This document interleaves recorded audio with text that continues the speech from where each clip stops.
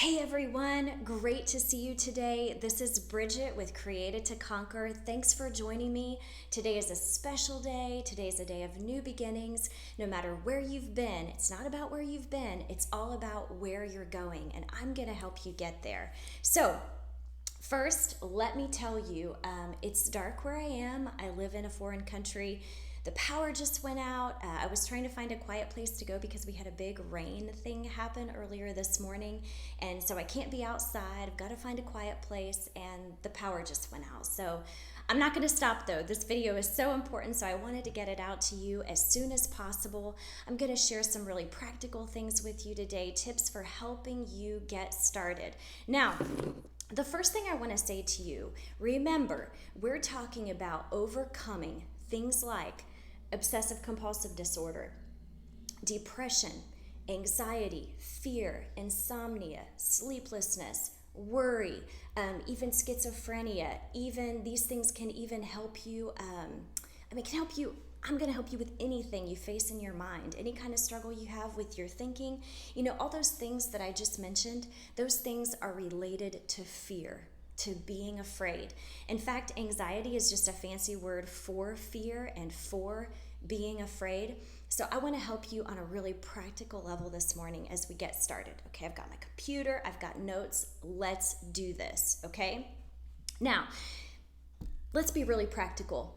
You need to know that in order to see change in your life, maybe you've been this way, you've struggled with the things I mentioned for a really long time.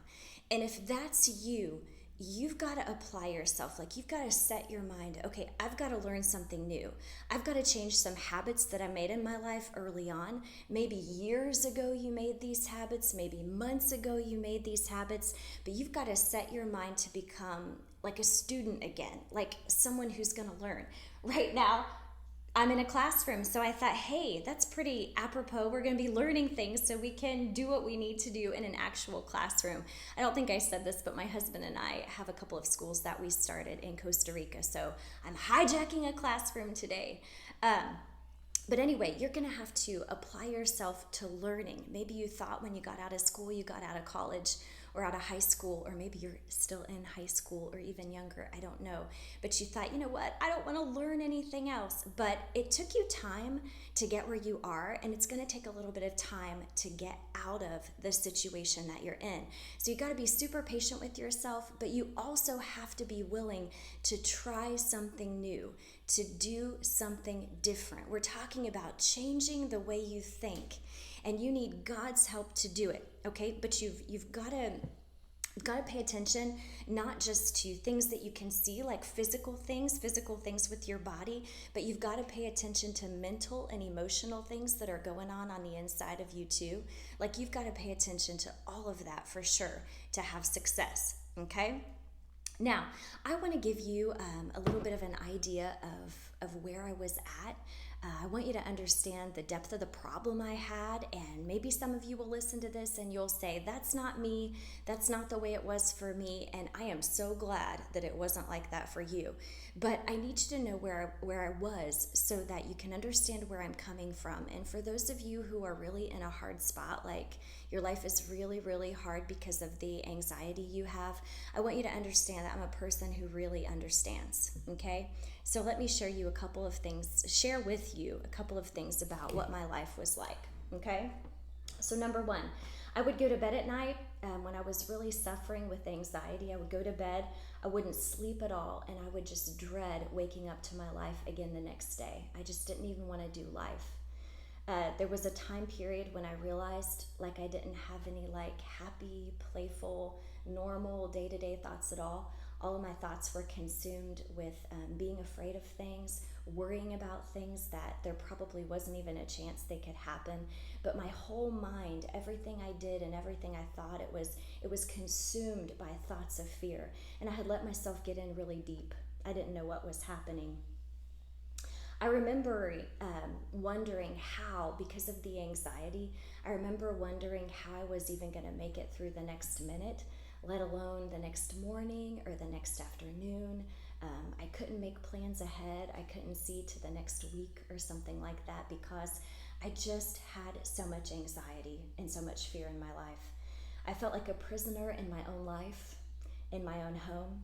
I did not leave unless I had to, and there were relationships that I lost and relationships that suffered because I was basically just in isolation. I wasn't really trying to be, but that was how I felt super safe. So I stayed by myself a lot. I only did the things that I had to do. Like my kids were younger at the time, so I had to go to the grocery store. My husband worked, but I was at home. I had to go to the grocery store. I had to take them to doctor's appointments. I might have to go to the post office or something like that, but those were the only reasons I left the house. I didn't leave the house to do anything fun or to meet up with friends or anything like that. Things that would not scare a normal person really scared me. If there was a loud noise or something, I would like jump 10 feet in the air. Just very, very like skittish, like a horse. When a horse is afraid, I remember I would say to myself, why am I so afraid? What's going on? I'm not afraid of loud noises. But I had let fear just ravage my life so much in my thinking that even in my eyes, like people would look in my eyes and say, what is wrong with you? Tough time. I had no appetite, which for me is crazy. I love food and I love to eat, but I had no appetite. I didn't care about eating. If I ate something, I did it out of necessity because I knew that I needed to eat, but I was not hungry. I was never hungry. And maybe you're hearing these things today and you're like, oh my gosh, I cannot relate to that at all. I have no idea why you felt like that. That's crazy. But maybe some of you are hearing it and you're like, that is me. I know exactly what you're talking about. I know exactly how you felt. And I was hopeless at that time. I didn't really know what was happening. I didn't understand. I didn't know the kind of door I had opened in my life. So it was rough. It was rough stuff. Now, I want to start with some practical advice for things that you can do. Okay, things I want you to start doing right now. First of all, you're going to need to exercise. I don't know if you exercise right now or if you don't. But if you don't, even if it's just walking around the neighborhood where you live or walking down the city block where you live or wherever you are, even if you're in an apartment building and you can walk the stairs, I want you to start getting some exercise. Get yourself out of the house. Put on some exercise clothes or clothes you feel comfortable in and start exercising. Remember, you've got to take care of yourself. I mentioned that I didn't feel like eating. You've got to start eating and eating food that is good for you. Eating an apple is real easy. You wash it, you eat it. Maybe you peel it, maybe you don't. I don't know, but you wash it and you eat it. Simple things, but you've got to make sure you're feeding your body. You've got to make sure you have nutrition coming into you. And I'm not talking like a bag of Fritos or a bag of Cheetos, which I love those chips. I can't get them where I live right now, but I love those chips. Anyway, you can't eat that stuff. You've got to eat a banana. A banana is a great go-to. An apple is a great go-to. But you've got to make sure you're giving your body nutrition because you've decided to change. You're making a change, and you've got to support your physical body that way. I want to encourage you to look in the mirror. So these are things you can do right now today, and that's the purpose of this video. I want you to stand in front of the bathroom mirror, and I want you to say 3 positive things about yourself. Maybe this is really hard for you. Maybe it's not. I don't know. But I want you to say 3 positive things about yourself. Maybe you like your hair. I got to tell you, I like my curly hair. I've always liked it, okay? Maybe you can look in the mirror and say, I like my hair. Maybe you can look in the mirror and say, I like my eyes. Or you can say, I like my skin. I like my height. I like the way, I like the build of my body. I don't know. Maybe you can say, I have a family. I love my family. I love my kids. I love the life I've created with my family. Whatever you can say that's positive. 3 things that have to do with your life that are positive. 3 things that have to do with yourself. Things you like about yourself. And yes, it's time to start liking yourself again. I gotta tell you, I hated myself for a period because of what I was going through, and I just felt like it was my fault. And I didn't know what to do to get out of it, so I started hating myself. And nobody wins when you hate yourself. You have to stop hating yourself, being mad at yourself, whatever. Quit it, stop it right now. There are good things inside of you. Believe it or not, God created you, and I learned that God put me together when I was in my mother's womb, and he didn't make a mistake. Before the beginning of time, he had it planned for me to be alive and for me to live in this time period that I live in. And if you have to start there, that's where I had to start. That is a good place to start. Start believing that. And I encourage you, if you've never believed that God is real before and that he can change your life, you need to start doing it today. Yes, you do. Something else, I want to encourage you to keep your relationships strong. There were people that were trying to reach out to me at different times when I was in trouble, and I would only let them reach so far because I was embarrassed about what my life was. I was embarrassed that when I was with another person, I so badly didn't want to have a panic attack that I would start sweating, and I would get tongue-tied because my mind was just so full of other things that at certain times I couldn't even sit down and have like a conversation just about regular everyday things with another person. But you need to keep your relationships strong. Yes, keep them strong. Do what you have to do, even if it's just sending a message to someone and not having like a live conversation, but sending a message to them just to keep the relationship alive. I want you to do it. I want you to start doing social things again. Now, I mentioned to you exercise. Exercise can be a social thing. I want you to make sure you get out at least once a week and you do something social. Even if you just meet a friend for coffee and you have to sit there nervous the whole time or full of anxiety the whole time, I don't care. I want to encourage you to put yourself back out there. Put yourself back in a pathway of friends and people that care about you, okay? And one of the most important things that I want you to do today is to find one person that you can be honest about your situation with. Honestly telling you, I was just so afraid of being made fun of, being looked down on. And when it comes to struggles that we face in the mind, which would include all the things I mentioned at the start of this video, there's a real stigma with it, like a feeling like if people go through this kind of stuff, they're inferior.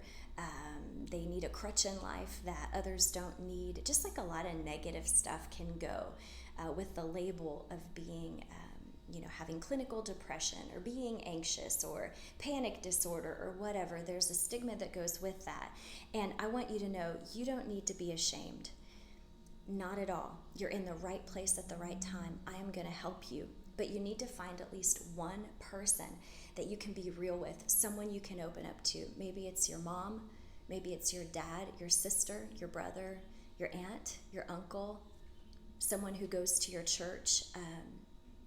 I don't know, but you know people, and you need just one person.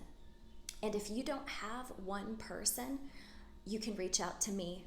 I'm available on social media. You can leave a comment down below in the comments. You can send me a message on Facebook. You can find me there. I can be your one person. If you need someone that you can be completely honest with and not have any shame about it, I can be that person for you too, okay? But I want you to think about that. Now, the biggest thing I can share with you today, and from my heart, like something that I really mean, it's really big, okay? If you have never turned to God in your life for help with what you're facing right now, you need to do it. Don't walk. You need to run to Jesus. Now, if that sounds really crazy to you, that's okay. I'm not afraid of sounding crazy. People thought I'm a little crazy before. I can handle it. But I have to tell you, I fought this thing with God on my side, and I fought without him. And it was so much easier to have him. And I'm telling you what, he started to talk with me and show me things because, see, he knows you on the inside better than you know yourself. He knows me on the inside. So when I was having a thought that was horrible and wrong for me, I would hear him tell me, stop thinking like that. Do you know that the Holy Spirit even cracks jokes? I will get into all that a little bit more later. But if you've never thought about turning to God to help you, now is the time. And I'm not talking about the universe. I'm talking about God, whose Son is Jesus Christ. And listen, you turn to me for some real answers, and I'm trying to give you some real answers, so don't be mad at me. You know, sometimes people, they don't want to be a Christian because they've been hurt by Christians, or they knew Christians that were really weird, or Christians that followed a lot of rules and just were really unkind to them. But you know what?